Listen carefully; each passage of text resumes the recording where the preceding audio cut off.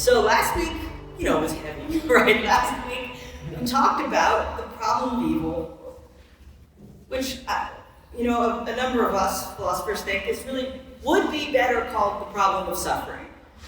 Because the part of it that is in tension, or feels like it's in tension with the existence of God, is just that people hurt, that there's so much suffering, and not just I don't think it would be so hard if it were just when people do really bad things happen to them.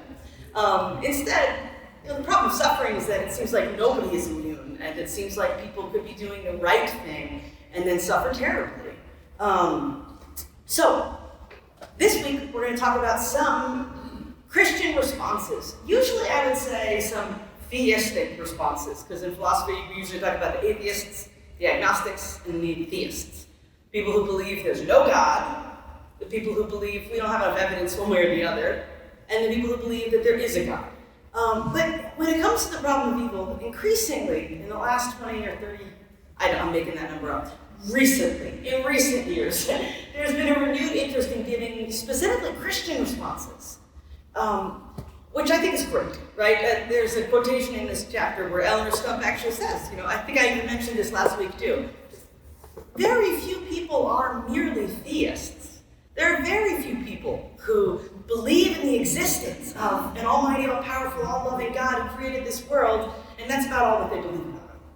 Typically, we are Christians, we're Jewish, we're Muslim, and when trying to make sense of the suffering of the world and how we should reconcile that with the goodness of God, of course we can appeal to more than just what the philosophers want to talk about, Of course we can appeal to Christianity. So some of the responses today will be more specifically Christian. Not much more. They would be if you read the books, but I'm going to try to get through 2 chapters today. So it will be an overview. But in any case, skeptical theism is the first response that we'll look at, and the next is the free will defense. Skeptical theism, as I have said, is a strange name, I think, for the position, but I think we can see it. We can see some evidence for it or support for it in Isaiah, where we read, "For my thoughts are not your thoughts, nor are your ways my ways, declares the Lord. For as the heavens are higher than the earth, so are my ways higher than your ways, and my thoughts than your thoughts."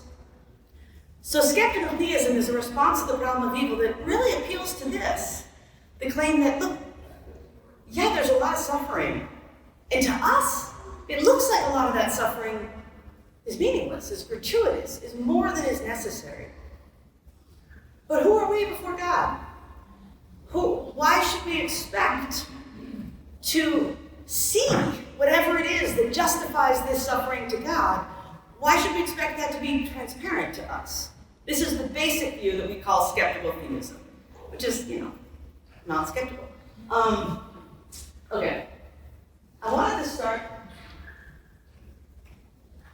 You have to push the right button, it turns out. That was not a technology problem, that was a knee problem.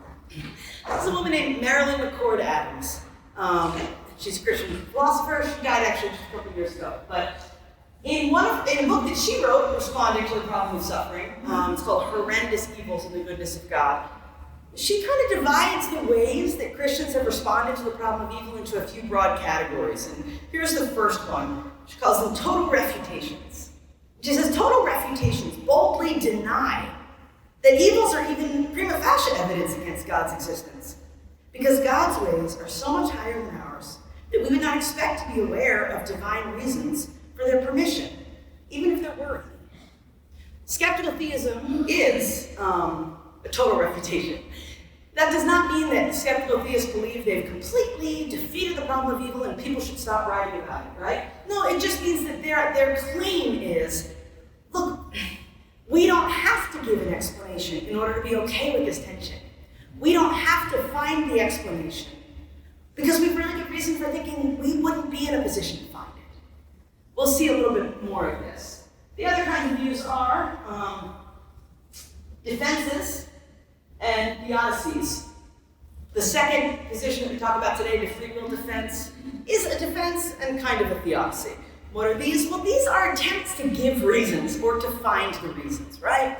And Adams distinguishes defenses from theodicies. I think they often overlap, but here's what I think is helpful. I think they're a really helpful spectrum. On the one hand, you have the total refutation that says there's just no tension here. Yep, there's awful suffering. Yes, God is good. But no, we shouldn't be surprised if that doesn't make sense to us. On the other hand, you have theodicies that say, no, yeah, it's true that there's awful suffering, but I know why God allows it. I have found the reason. So on the one hand, we shouldn't expect to find the reasons. On the other hand, I have found the reason. Defenses are kind of in the middle, where they're like, I don't know if I found the reason, but here are some possibilities. So the free will defense that we'll look at today is sometimes given as a defense. Sometimes it's stated as a possible explanation. Sometimes it's stated as like, I'm pretty sure we found the answer. Okay. I'm moving a little more quickly today, but I think I'll slow down for the treatment parts. So if you remember from last week, I said that the problem of evil, if you understand it broadly, generally, basically has two premises. And the first we call the theological premise. And we call it the theological premise because it's a claim about God. It says that God, if he exists, would, or at least would probably, prevent gratuitous suffering. Where gratuitous suffering is like suffering that to us doesn't seem to serve any purpose. But then there's also the factual premise. And the factual premise, of course, is a claim not about who God is, but about what we encounter in the world. And the factual premise says there is gratuitous suffering. So these two things together are supposed to be evidence against the existence of God, right? It seems like if God existed, he wouldn't allow gratuitous suffering, but it also seems like there is gratuitous suffering. So this is the problem. So any response to the problem of evil has to reject one of those claims.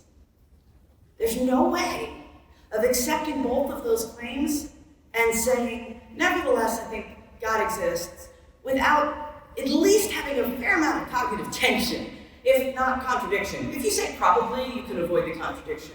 But if you say if God existed, he would definitely not allow gratuitous evil, and there is definitely gratuitous evil, then God can't exist. Basic logic class, that would be a contradiction. Okay, I won't go into that. You can also just trust me for it. You have to reject one of them. One of them has to go. As you'll see today, the most common response is to reject the factual premise. Because it really does seem like God wouldn't allow gratuitous evil. In fact, the only philosopher I know that rejects the theological premise does so not because he thinks it's fine for God to just allow however much suffering he feels like, right? But because he thinks that there may not be a firm line between what he even counts as gratuitous. So it might, that's okay, I was about to go down a rabbit hole. I'm going to step back from that rabbit hole. For the most part, the target is the factual premise.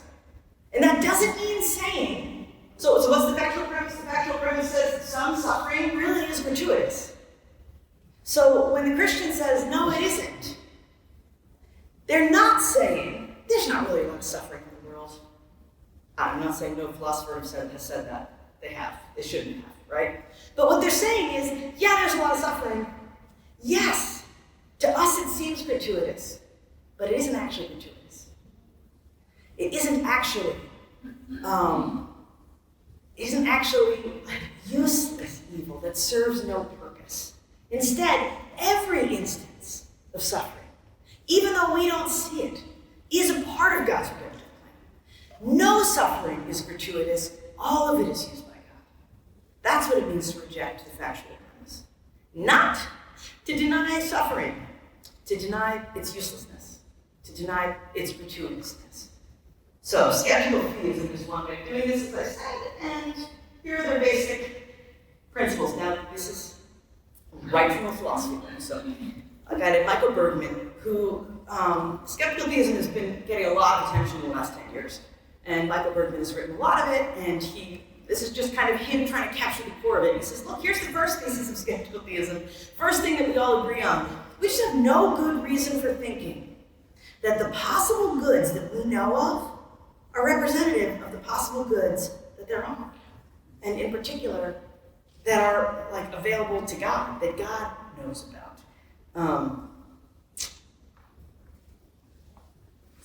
Sorry.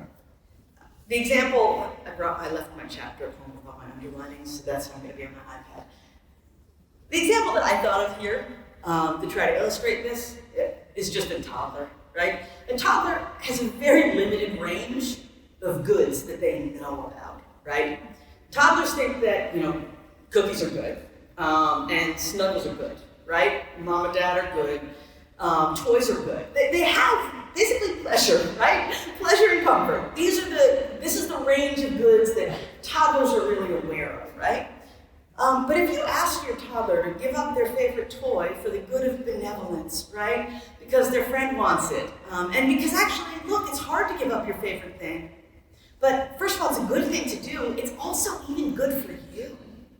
It'll make you a more compassionate person. I mean, that kid is probably going to hit you, right? The toddler's not going to say, oh, yeah, compassion would be better than having my favorite toy. Like, I can see that being a compassionate person is something that I would like to have. They don't think that's something they would like to have at all. They would like you to stop asking them to let go of their favorite toy, and to maybe give you a cookie, right? But we see that these are actual goods, right? It is actually good to teach children to share. It is actually good to let your kids do hard things.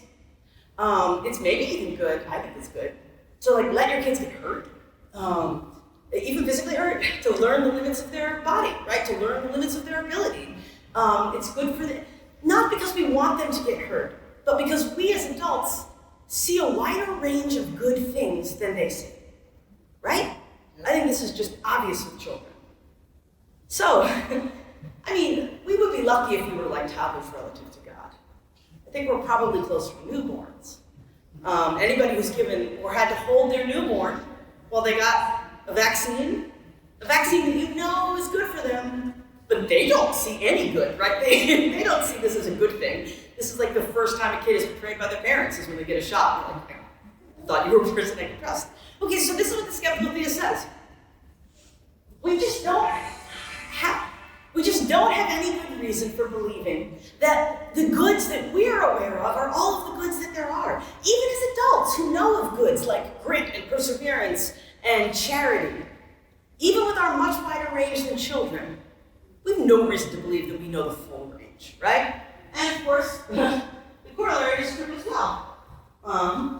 We have no good reason for thinking that the possible evils we know of are representative of the possible evils that there are. What I thought of here was, I think his name is Ethan Cage, was a kid who was a teenager. And he became notorious because his lawyer made up this defense of affluenza. He just got very drunk and under the influence of all sorts of stuff and drove when he shouldn't have and killed his friends in the car with him.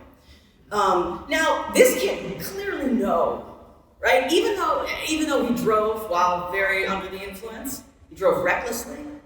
I think if you sat him down in a more sober moment, he would recognize that was a bad thing to do. But you know what he probably didn't recognize was how bad for him all his wealth had been, right?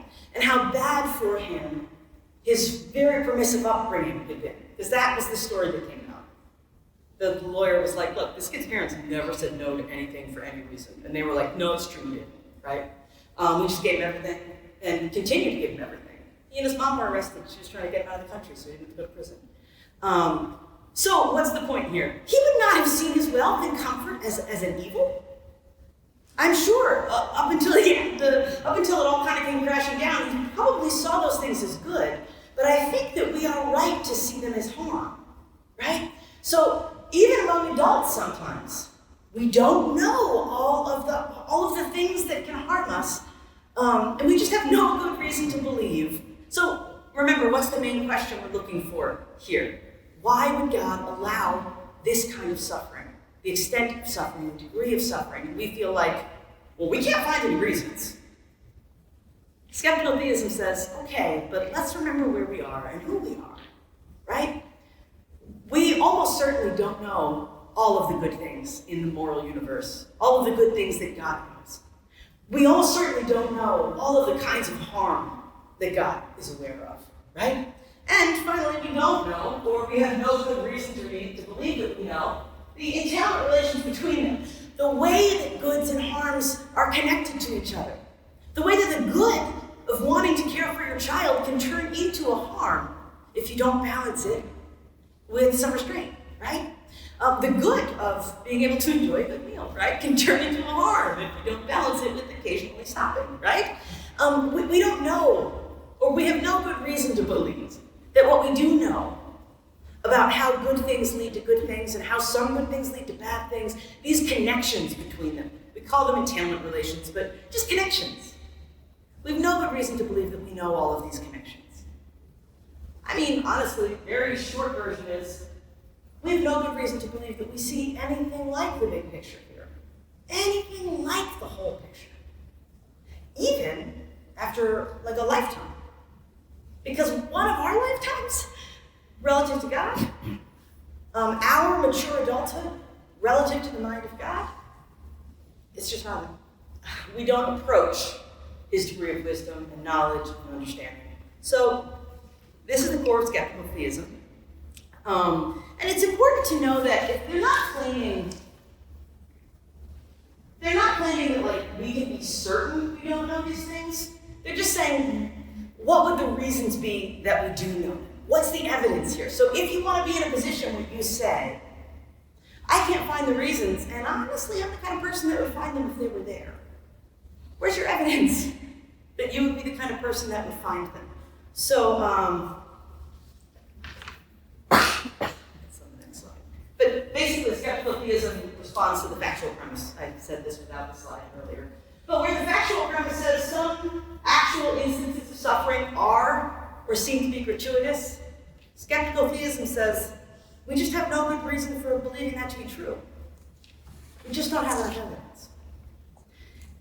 Again, this can sound kind of callous, right? Because it's well-meaning people, often tell people in the midst of their grief, God has a plan.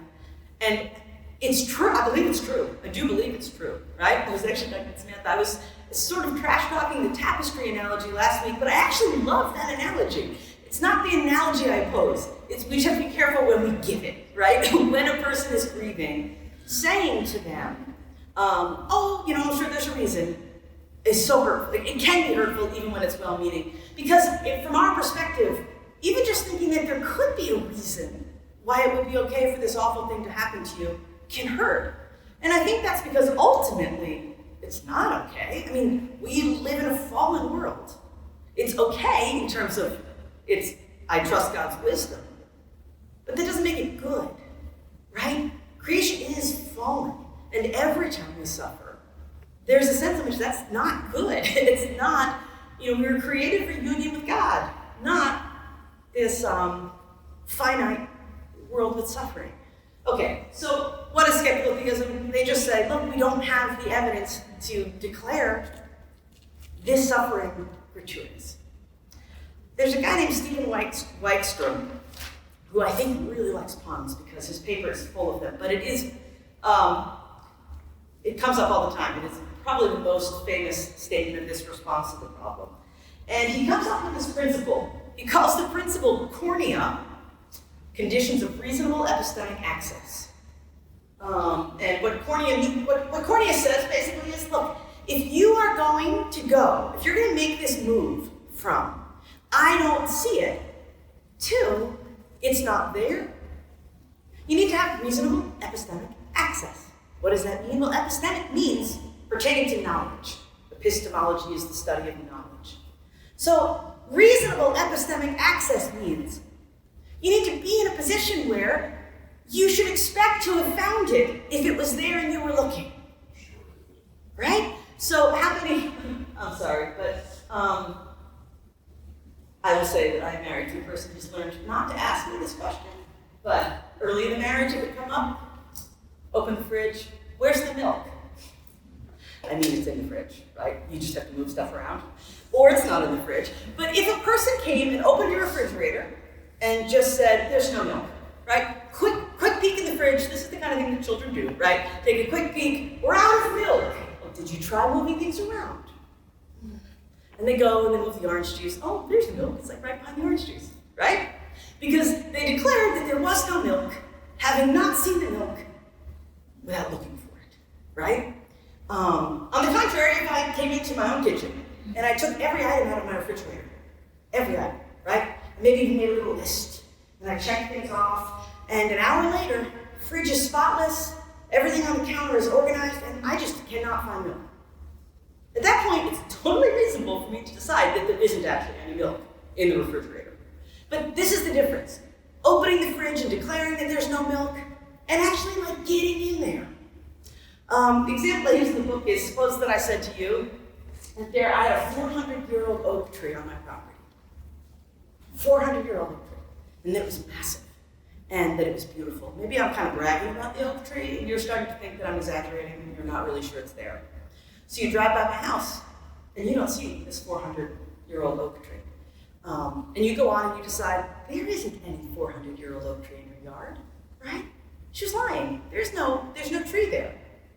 On the one hand, if I had like a little corner lot in a subdivision with maybe an eighth of an acre, and you could see my whole yard, I guess I shouldn't have taken pictures with, they both have the trees in them.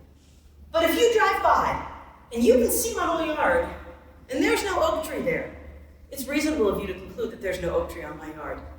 But if you drive by and you see fencing, and I have maybe 40 acres, and you can't get past the fence, and you don't see the oak tree from the road, same question, is there an oak tree there? Same process, going to look for it. But in the first case, it's a reasonable conclusion to say there's no oak tree there because you couldn't see it. In the second case, it's not reasonable. You don't have reasonable epistemic access. So this is what Weiss calls the no-seeum inference. And it's basically, I don't see it, so it's not there. And a no-seeum inference isn't justified unless you are in a position where you should really expect to be able to see it. So skeptical theism says, look, if we take our finite minds, look at suffering in the world, and say, is there an explanation for that? I don't see it, so it's not there. Or like the person who's just taking a glimpse in the fridge, or driving by the 40-acre farm, and just declaring that because we didn't see something, it couldn't have been there, right? Is this coming together? Any questions? Is that because we're linear? You mean like in time? Yes. That's part of it. I also think, I think part of it is that we're in time. Right? I mean, if you just think about the perspective of a 100-year-old versus a 19-year-old. And that's still one human life. The 100-year-old is not likely to be surprised by very many things, right? Every generation thinks that we're coming up with all this new, I'm not, maybe they're surprised by things. But there's a certain familiarity with human condition that I think you start to see with age, right? You start to see, yeah, people really do that kind of thing. People really are bad at figuring out what makes them happy. People really are inclined to fight, right? So I do think time is part of it. But I also just think we're so embedded in our own culture and world and point in history. And I think that in addition to time is bigger. And then I also just think we don't have infinite minds. We don't have infinite minds, not just in time, but infinite, I don't even know how to describe it. I think that God is the standard of goodness, and we are not. So I think all of that. Did you want to? No.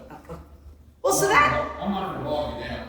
Oh, it's okay. It's good. I mean, that's skeptical theism in 20 minutes. I'm going to say for skeptical theism what I'm about to say doubly for the free will defense, which is people who want to defend this write books, whole books, right? So what I have given is a sketch of skeptical theism.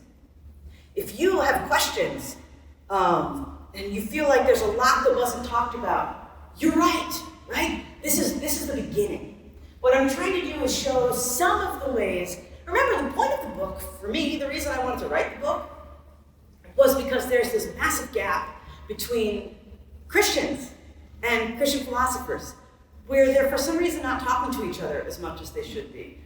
I think that the Christian philosophers are at least as responsible for that as anybody, right? And I'm trying to go some distance to bridging that gap, to encouraging Christians to read more of what the Christian philosophers are writing, and encourage the Christian philosophers to write in ordinary language as much as possible, right? To write for people who haven't yet got a degree in philosophy, right? So this is a sketch of skeptical theism, and if you find it compelling, send me an email. I can point you towards books, or even articles, or more. But I wanted to just show the usefulness of philosophy, I guess, right? That was the second point of the book. The reason I want to bridge the gap is I think that philosophy is genuinely beneficial to Christians, and this is one of the ways. You just go on any kind of internet website, and the problem of evil is like, look, there's all this evil. God would have prevented it. Boom, just disproved your God, right? And this really is the kind of language that you encounter. And so I just want Christians to know there's so much more than that. There are smart people who don't think that the reality of suffering proves that God doesn't exist. Yes? Are you linking the philosophers as like an apologist or a kind of apologist, or part of that arsenal? I'm including the apologists, but not only the apologists. So apologists really, their goal primarily is to use philosophy to defend the Christian faith. But there are also other Christian philosophers who just say, well, it's not even so much that I'm trying to defend it from attacks, I'm just trying to understand it, right? So Eleanor Stump, who I love, I talk about her all the time, she has a book on the atonement. And it's not really apologetics. It's not really trying to prove to atheists that God exists. It's just saying, as a Christian, how should we understand what happened on the cross? So there's so much more to Christian philosophy than just apologetics. Apologetics is great. But I would love it if we could also see the rest of it. Yeah. Okay. The next response is the free will defense. And it is a defense, right? So what that means is it says, well, okay, I mean, maybe we can't find all the reasons, but we can try. We can try to think about what they might be. Even though I'm really sympathetic to the ideas behind skeptical theism, right? I think having what philosophers call epistemic humility before God, knowing that what we know is pretty small, I think that's the right way to go. But I also think that we have scripture and teachings that can help us to at least make some progress in this question, why does God allow suffering? So the free will defense does that. It says, well, all right, why don't we try? Why don't we at least try to make some headway here in understanding suffering? And here, the two quotations I used, one is just C.S. Lewis, who says, try to exclude the possibility of suffering, which the order of nature and the existence of free wills involve, and you'll find you've excluded life itself. What's Lewis saying there? Well, there's a sense in which what he's saying is, oh, you think God could have so easily just made a world without suffering? I mean, you try, right? Make a world that is meaningful, that doesn't even allow for the possibility of suffering. And Lewis is saying, you'll find you've lost life, everything that we value about life. Not because what we value is suffering, but because a lot of what we value opens the door to suffering. And the only way to slam that door is to remove much of what we value, right? And Eleanor Stump, this is a funny quotation because it came from a podcast. And Eleanor Stump's writing this nice and smooth. This is just a transcription, right? And she just says, look, Job has the longest face-to-face conversation with God of any character anywhere in the biblical stories ever. That's part of the story too. If you leave that out, it's harder to understand what's going on in that biblical book. She's like, you want to understand what's happening in Job? Don't skip that part where God sits with him and sits with him, but where God talks with him, right? He has this fellowship with God. Job suffers profoundly, and it totally unexpectedly and to no fault of his own. And God meets him there. So Eleanor Stump is like, look, don't try to understand Job without paying attention to that part. Right? So I actually want to read this one quotation by Eleanor Stump again. She says that we can think of attempted theodicies as thought experiments designed to test the skeptical theist's assessment of the human cognitive capacities.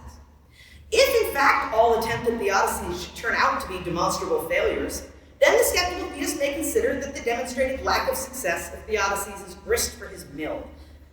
But, that's the end of the quotation, but her point is this: let's not give up too easily. Maybe the skeptical theists are right, we shouldn't even bother trying, but first let's try. And I think a good place to try is just in Scripture, right? What does Scripture tell us about suffering? So in Matthew 23:37, Jesus says, Jerusalem, Jerusalem, who kills the prophets and stones those who are sent to her. How often I have wanted to gather your children together, the way a hen gathers her chicks under her wings, and you were unwilling. Other translations just say, you would not let me, right? In Samuel, this is when the people of Israel were demanding a king. And finally God's like, you don't want a king, guys. That's not something that you want. Like, we do. We definitely do. So finally he says, the Lord spoke to Samuel, listen to the voice of the people in regard to all that they say to you, for they have not rejected you, but they have rejected me from being king over them. Like all the deeds which they have done since the day that I brought them up from Egypt, even to this day, in that they have forsaken me and served other gods, so they are doing to you also. Now then, listen to their voice. However, you shall solemnly warn them and tell them of the procedure of the king who will reign over you. And finally, Matthew, story of the rich young ruler. And someone came to him and said, Teacher, what good thing shall I do so that I may obtain eternal life? And he said to him, why are you asking me about what is good? There's only one who is good. But if you want to enter life, keep the commandments. Then he said to him, which ones? Jesus goes through them, and then he says, all these I have kept. That's remarkable. No, I've kept all the 10 commandments. All these I have kept. What am I still lacking?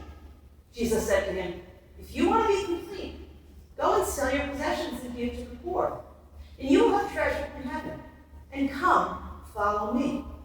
But when the young man heard this statement, he went away grieving, for he was one who owned much property. What's the point? I think these are all cases where God allows suffering to honor the free will of his creatures. It seems straightforward to me, right? Jerusalem, I want to comfort you. I want to protect you. I want to gather you up. But you won't let me. And I won't force you, right? Oh, Israel, you don't want a king. You have God as your ruler. You don't need an earthly king. But if you insist, I won't force you. The rich young ruler went away sad. And Jesus didn't say, you know what, I'm just going to empty your bank account for you because it will be good for you. Right? He lets him walk away sad. There's a lot in the scripture. I'm not saying this is all that these passages tell us. But I think the Christian who's trying to understand suffering should look at these passages as some confirmation that freedom has something to do with it. There is certainly something about allowing us to choose how we are related to God. That God seems to give us, and it seems to bring us suffering. It brings us suffering when we choose poorly, right? The rich young ruler thinks it will bring him suffering to get rid of his riches. What really makes him sad is not getting rid of his riches, right? Israel thinks they'll suffer if they don't have a king because Tommy has a king, right? All the other people have kings, and we're the weirdos without one. But what really makes them suffer is pulling away from what God wants for them and deciding what they themselves want, right? Okay, so this is the free will defense. Again, this is my little disclaimer slide. These are all books on the problem of evil. Because that's what it takes to scratch the surface of one fully fleshed out response, right? Marilyn Adams, the book cover it's a bit much for me. It's hard. But it's an interesting book. It's a challenging book. When I read it as an undergrad, I thought, this book is just heretical because she's a universalist. In the end, she doesn't believe that anybody goes to hell. But with time, although I've not been won over to that position, there's a lot of beautiful stuff in that book. And again, you can sometimes agree with some of what somebody says and not all of what they say. She does a very good job at really drawing out the difficulty of profound suffering and emphasizing just how much it can be and outweighing good if what you get is union with God, right? If what you get is to be with God, how could that not outweigh even the worst things? And then Peter Van Wagon with this very serious cover, The Problem of Evil. That's Eleanor Stone's Wandering in Darkness and Lillian Rowe. So what I would say today is even more than for skeptical theism, we're just going to get started. But I hope that I can show you, I just hope that I can give you hope, I guess, that there are better answers than what the internet would have you believe, right? And then what sitting around at home trying to figure it out on your own is likely to get you, right? I saw something new in one of these books today. I wrote a book using these books. I took graduate level classes in these books. There's so much in them, right? But even today, I was like, oh, I never seen that before. Okay. Moving on.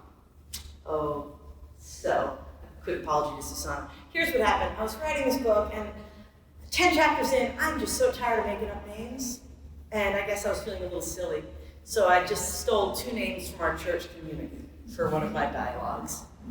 And I apologize to Susanna and Bonnie. This is not actually about Susanna and Bonnie. It just uses their names. But I'm trying to capture like what a defense is, right? Because it's not, unlike the theodicy, the defense doesn't say, listen, I figured out exactly what God is doing. I know why God allows suffering. Let me break it down for you. The defense says, look, given what I know about God, here's an idea. This seems like a possibility that would, and maybe it's something like this, right? So, for example, if Bonnie said to Susanna, I cannot believe that my mom forgot my birthday, my own mom. And she says, that's so unlike her. What makes you think she forgot? And Bonnie says, well, she hasn't called, she hasn't texted. She always swings by on my birthday morning with some kind of treat. It's almost noon, she's clearly forgotten. Susanna says, maybe she's planning a surprise party. She probably just wants you to think she's forgotten so that you're really surprised. I'm sure she hasn't forgotten. Now, Susanna's not actually saying, listen, I promise you, you're going to have a surprise party this afternoon, right? But it is true that it would be disingenuous. It would be wrong, actually, of Susanna to say this if she didn't believe it was possible, right? If she'd overheard Bonnie's mom saying, you know what, she's been so obnoxious lately, I'm just going to not call her on her birthday, right? I'm going to teach her a lesson. If Susanna had overheard that, saying this would be a lie, right? It'd be bad faith. But if instead, Susanna's like, look, I know your mom and she loves you, and also she's pretty good with dates, right? There has to be an explanation in light of what I know about your mom and how I know she feels about you, right? So now imagine that Bonnie calls her that afternoon. So you were totally wrong about my mom. Susanna says, oh no, did she really forget? I'm so sorry. No, she didn't forget. She's just super sick at home. Apparently she's so sick she couldn't even text. She's been throwing up all morning, she has a fever. Susanna says, oh, how awful. So she didn't forget. Well, that's good at least, right? Bonnie says, maybe, but you kind of lied to me. I mean, she's not planning a surprise party for me. Even if you didn't need to lie, you really just let me. You shouldn't have done that. Right? This is the wrong response, right? And Bonnie would never do that. But this is the wrong response because that's not what Susanna was saying, right? Susanna's main point, fiction, Susanna? Her main point was, look, I'm sure your mom did not forget your birthday. I'm sure she did. And she was right about that, right? So when Christian philosophers give a defense to the problem of evil. What they're saying is, I know that there is a loving God. And I know that he wouldn't allow us to suffer more than really needed to for his redemptive plan, right? I know he wouldn't allow us to suffer gratuitous wrongs. So I'm not positive that this is why, but here's a thought. Here's one possible explanation that allows us to see the goodness of the God we know with the reality of the suffering that we know. That's what a defense is doing, right? It's not how I was described, but here's Al Plantinga. Dr. Al Plantinga, who came up with the free will defense. He is one of the most famous defenders of the free will defense. We went to church with him in South Bend, where all the children call him Uncle Al. It's very cute. But his statement is very, very famous. And let me just read you. Okay, good. This is him trying to sort of capture the core of any free will defense. It is a world containing creatures who are significantly free and who freely perform more good than evil actions is more valuable, all else being equal, than a world containing no free creatures at all. Now, God can create free creatures, but he can't cause or determine them to do only what is right. For if he does so, then they aren't significantly free creatures after all. They do not do what is right freely. To create creatures capable of moral good, therefore, he must create creatures capable of moral evil. And he can't give these creatures the freedom to perform evil and at the same time prevent them from doing so. We'll come back to saying a lot in this one paragraph. We'll come back to why he can't just create them and sort of force them to do good, but I want to read one more passage from a man named Richard Swinburne. These are both living Christian philosophers today, both towards retirement, but Swinburne here is trying to capture the kind of freedom, that he thinks God might value. And he says, what should we expect of a good God? Of course, thrills of pleasure, periods of contentment are good things. And other things being equal, God would certainly seek to provide plenty of those. But a generous God will seek to give deeper good things than these. He will seek to give us great responsibility for ourselves, for each other, and the world. And thus, a share in his own creative activity of determining what sort of a world it is to be. And he will seek to make our lives valuable, of great use to ourselves and to each other. The problem is that God cannot give us these goods in full measure without allowing much evil on the way. Can I ask? Yes. Did you tell the names of those last two gentlemen? Yes. I went real fast and I didn't see the names. I probably forgot them. I did forget them. That's Richard Swinburne. He's at Oxford. What was the last name? Swinburne, Swinburne.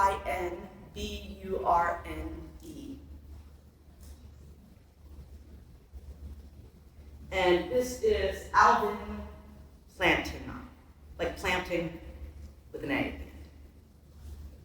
His brother is Neil Plantinga, so you have to have the full name to get it. And he actually he wrote a book that was huge. I mean, there is no living Christian philosopher who's had quite the impact on the profession that Plantinga has had, because he just went all out to make Christianity respectable in the philosophical community. And if you email me, I'll remember the name, because his pivotal book, the book that got so much attention, he actually did rewrite a more condensed, more accessible version of it. So I'd be happy to share the name of that if anybody wanted to read it. Just about how you could, in fact, be perfectly reasonable in your belief in Christianity and God. So, how does this thing come together? Just suppose with me that freedom requires genuine, available options. In the chapter, you get a lot of pages on why that is, but not everybody believes this about freedom, right? But lots of us do. And for the free will defense, you kind of have to.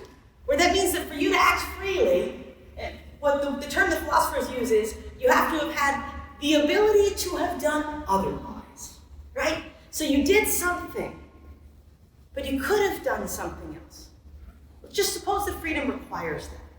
So if I freely showed up tonight, if I came tonight freely, then it was actually available to me to just stay home. It wouldn't have been a good choice. It's not one I was likely to have done, right? But it was actually possible to me. It's not like God would have just grabbed me, picked me up, and dropped me in the church. So suppose that freedom requires this. Just got a 5-minute warning from my own 13-year-old son. Okay. Now suppose also that morally significant freedom requires that, like, some of those choices, some of the options available to you are bad ones. I talk about this in my literature class at school. Try to picture a free world where, yes, you have genuine options, and what that means is when you see somebody, you can hug them or high-five them. You can tell them you look great, or you can tell them you look really great, right? You can be friends with them or best friends with them. Whatever you choose is always going to come out as like a good thing to them. Do you think in this world we would even recognize good things as good things? If somebody bought you flowers, but you knew that every time anybody saw you, they either brought you flowers or chocolate, right? Because these are the options on the table. Do you feel like they really did a good thing by bringing you flowers?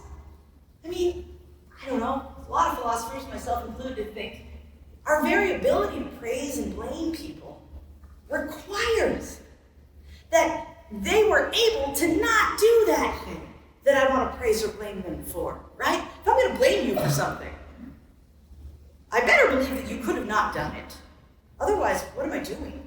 Why would I blame you for something you could have avoided? If I'm going to praise you for something, tell you did something really great, it's a little strange if I do that if I also know that you had no power over whether you did that or not. You were always going to do that thing, right? Well, the free will defense requires this. I'm moving a little quickly here. I apologize. The chapter goes more slowly. But just suppose that the philosophers who believe this stuff are right? That freedom requires actual available options. They sometimes call it forking paths, right? A garden of forking paths. And morally significant freedom requires that there are options to help and also at least some options to harm. So, how then did God permit this freedom while preventing all harm? So he gives this kind of freedom, but he prevents all harm. Well, it would have to be something like this. Let's use the name Adam, because why not? God creates this guy, names him Adam, and this is the situation. It is possible, genuinely available, possible for Adam to help, and it's possible for Adam to harm. But it's not possible for Adam to harm. Like, that's just a contradiction. Do you see that? We believe that God is omnipotent. Christian philosophers absolutely believe in the omnipotence of God. But they tend to think that doesn't mean God has to be able to bring about contradictions. Because contradictions are logical impossibilities, not the kind of thing that a God would even want to bring into the world. But think about this. What we would be asking would be for God to say, it is within your power to either help people or harm people, but it is not within your power to harm people. I mean, a 6-year-old is going to hear that and be like, pretty sure I can only help people, right? Is that what you're trying to tell me here? So the free will defense says, if we want to be able to actually help or harm people, if we want morality, if we want this kind of significant freedom that allows us to be like meaningful in the lives of other people, that allows us a creative share in what kind of a world this is, there have to be possibilities of harm. But again, I have to read this to see why this is just a sketch.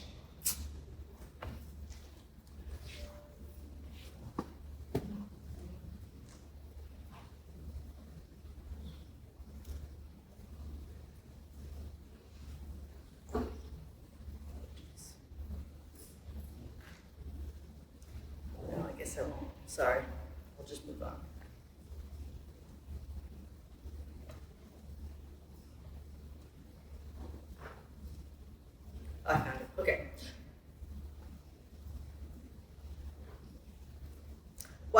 a sketch of the free will defense. That's where I'm supposed to be. Good. Because questions abound, and because Christians who advance the free will defense disagree significantly about how best to answer these questions. So I see a lot of thinking faces, which is good. And I imagine that there is already disagreement in the room about how we should answer these questions, right? So what kind of questions? Well, is the free will defense sufficient to explain all kinds of suffering, even the suffering caused by natural disasters? Even the suffering experienced by animals who seem themselves not to have this kind of free will?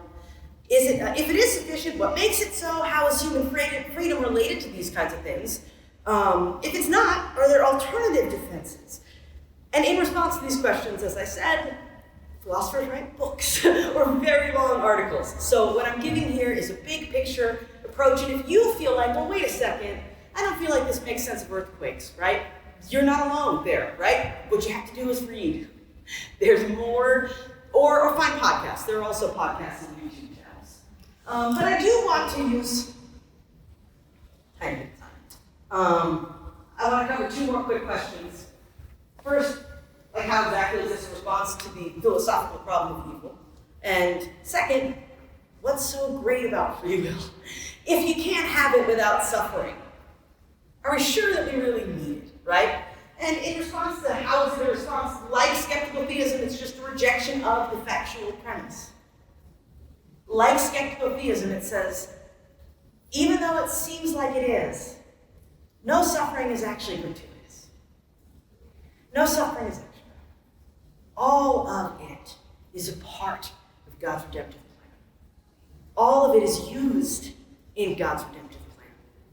None of it is extra.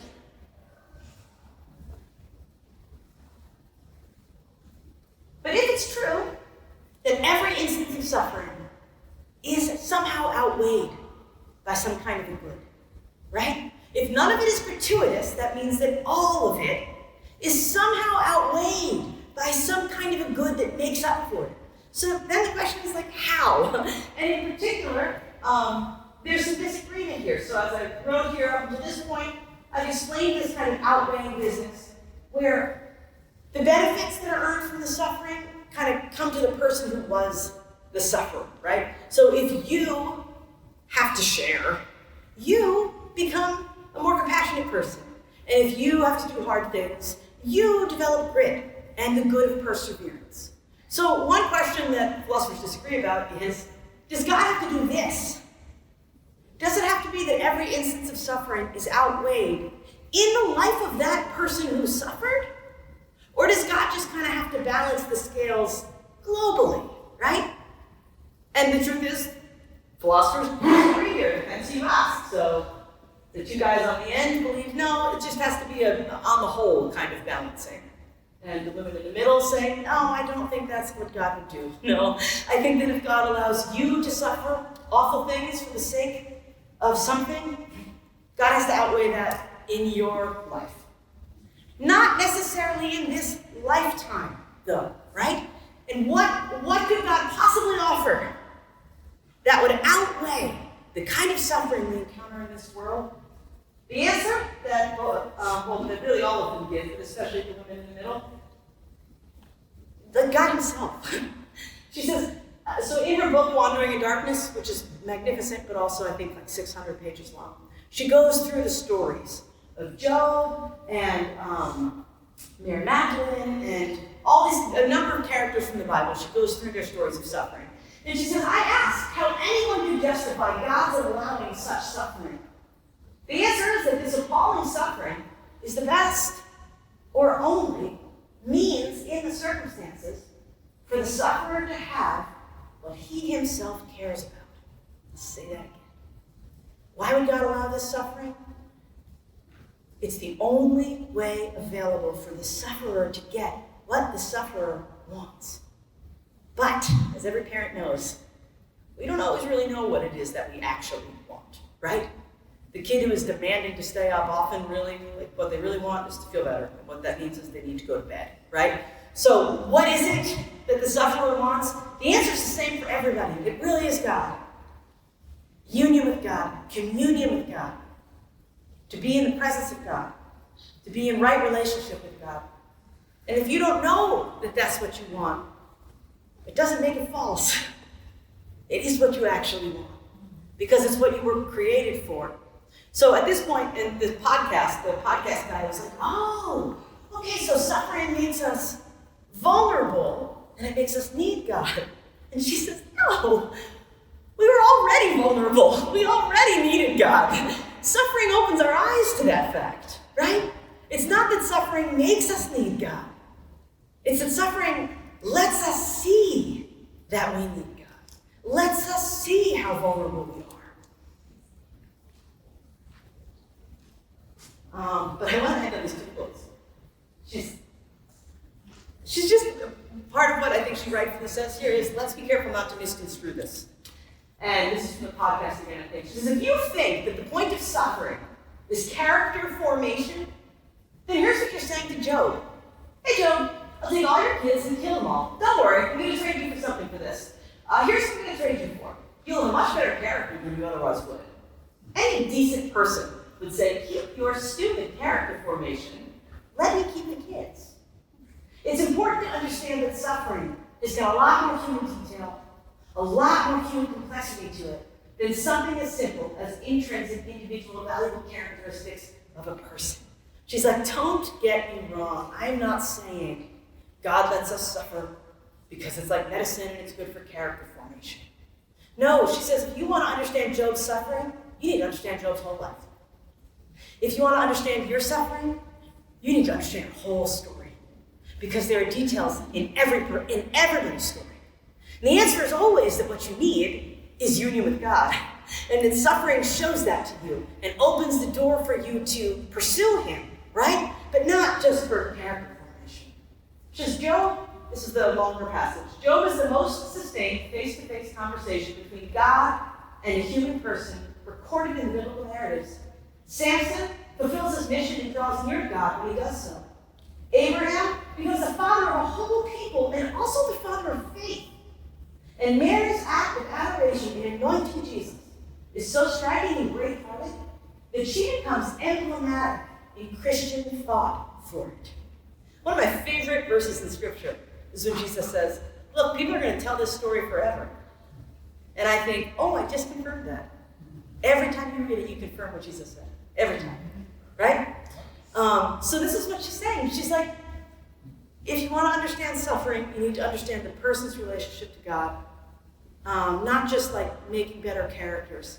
No, it's God reaching out to you and bringing you to him. Not, let me be very careful, and then I know I'm out of time. I do not mean, and Stump does not mean, that God is out there causing suffering in the lives of people to make them want to come to him, right?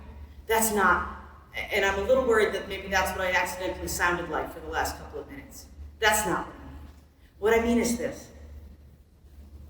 Maybe, this is the defense, right?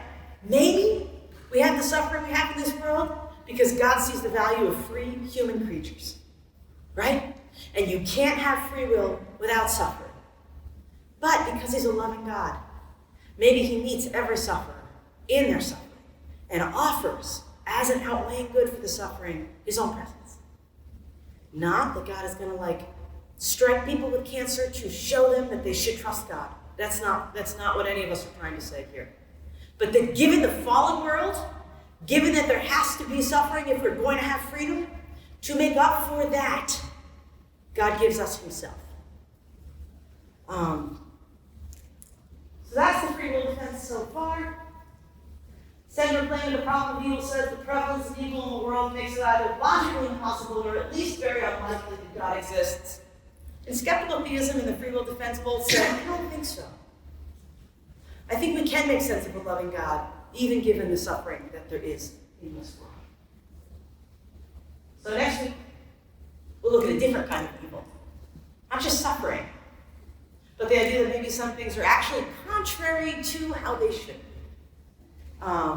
Why we ought to really be objective about morality and moral values and things like good and evil.